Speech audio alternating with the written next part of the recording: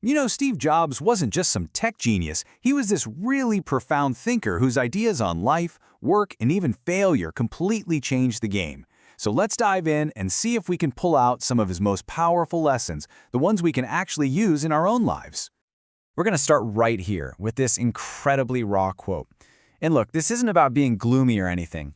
For Jobs, this was a filter. It was a tool that just cut through all the noise, the fear, the pride, the expectations, and left him with only what really truly mattered. So that brings us to the big question, right? How on earth does a personal philosophy so wrapped up in mortality lead to a professional legacy of nonstop innovation? Well, the answer is kind of baked into the principles he lived by, day in and day out.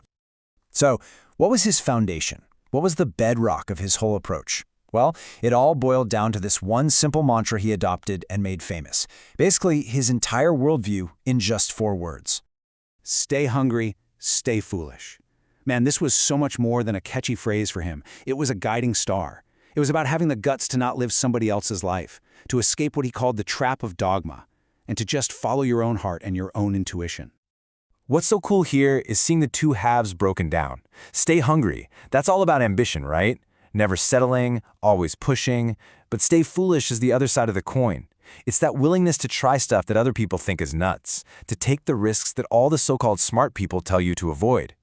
But here's the thing. Maybe his most powerful lessons didn't come from all the success. They were actually forged in the fire of his single biggest failure, getting fired from the company he poured his soul into. Just think about that for a second. Instead of seeing it as this crushing defeat, he saw it as freedom.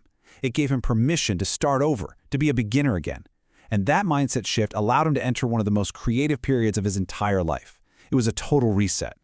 So when he came back to Apple, which was, by the way, on the brink of collapse, he brought that beginner's mind with him, and he turned it into this clear 4-step playbook. These were the exact moves he made to save the company, and it all started with ferocious focus.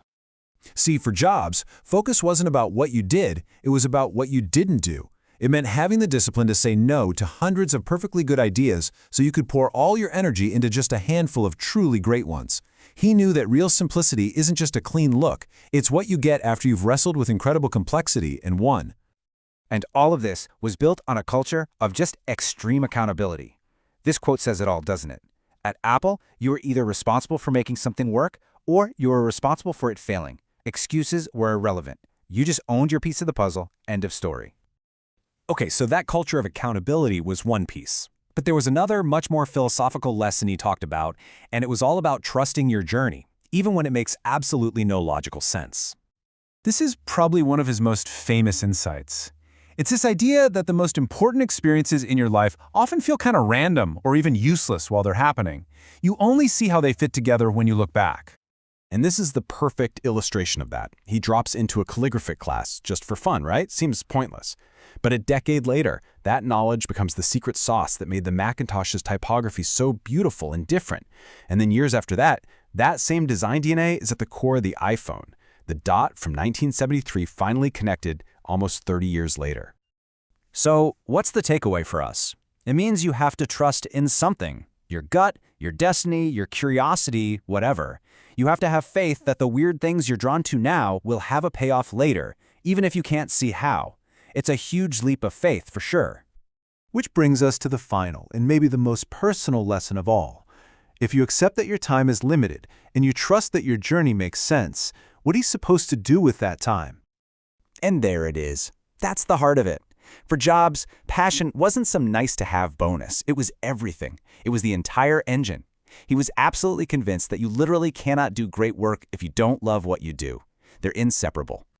And this is his direct challenge to every single one of us. It's not a suggestion, it's a command. The search for work that you truly love is one of the most important things you'll ever do. So don't give up, and whatever you do, don't settle for just good enough. He really believed this wasn't something you go out and find, but something you uncover inside yourself. That deep down, under all the noise and the pressure and what other people expect of you, your own intuition is already showing you the way. Everything else is just a distraction. So, the ultimate lesson from Steve Jobs isn't an answer at all. It's a question. He was convinced that your heart and your intuition, they already know the answer. They know who you're meant to be. The real challenge isn't finding the path. It's just getting quiet enough to finally listen.